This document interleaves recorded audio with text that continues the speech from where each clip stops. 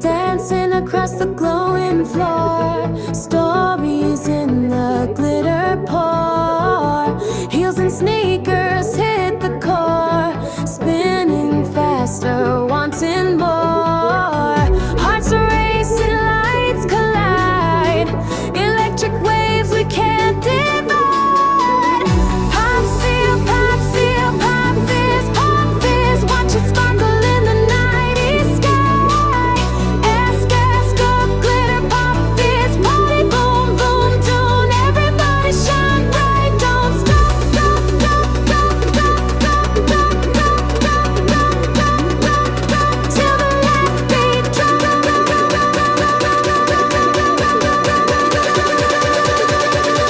Till the last beat.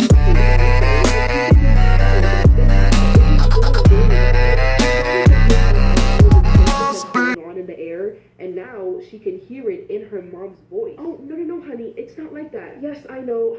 Okay, I'm sorry. Like, have you ever seen someone on a phone call and you know that they're getting screamed at on the other end of the line? Yeah, that's this right here. And for some reason, this really became the cherry on top for Emma's anger. I'm guessing that after years of keeping her mouth shut and seeing how badly Michael treats her mom, this was her one chance to speak up. So either during or after the call, I'm not sure which one, Emma looks at her mom's face and says, "Ask him what he did, or I'll tell you myself." And Karina's like, "What? What are you talking about? What did he do? Why has there been this weird secret tension going on?" Because in her shoes, this isn't the first time that her kids have tried hinting something at her. And rather than coming clean about it, they always just had this weird energy between the kids and Michael. But this time, Karina has had enough of the hints. She just looks at her daughter and says, "Tell me, just tell me. Whatever it is, I'll listen, but I cannot keep doing this." And that is when Emma just breaks. She starts crying, shaking, barely even able to get the words out, but she manages.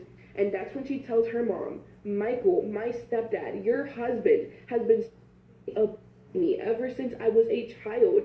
And not just me, he was also a Craig too, for years." And the room just goes silent. Karina goes into shock. Her eyes don't blink. She forgot to breathe.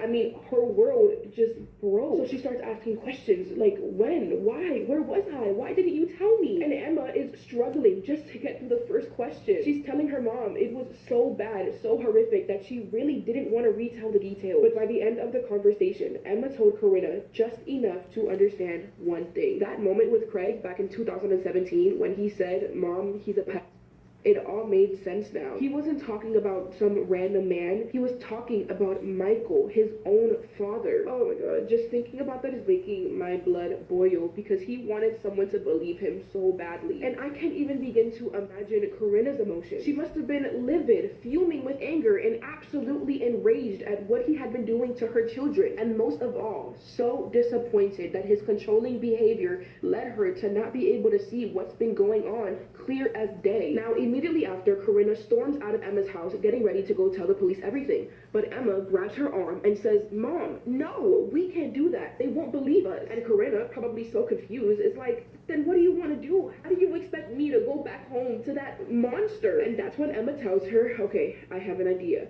Let me and Michael take a lie detector test. That'll prove that I'm telling the truth, and police can use that as evidence against him." So they sit back down inside the house, they make an appointment for the test, and Karina goes back home at around 9:30 that same night. And I can only assume that when she entered her house, just the sight of that creature made her want to throw hands.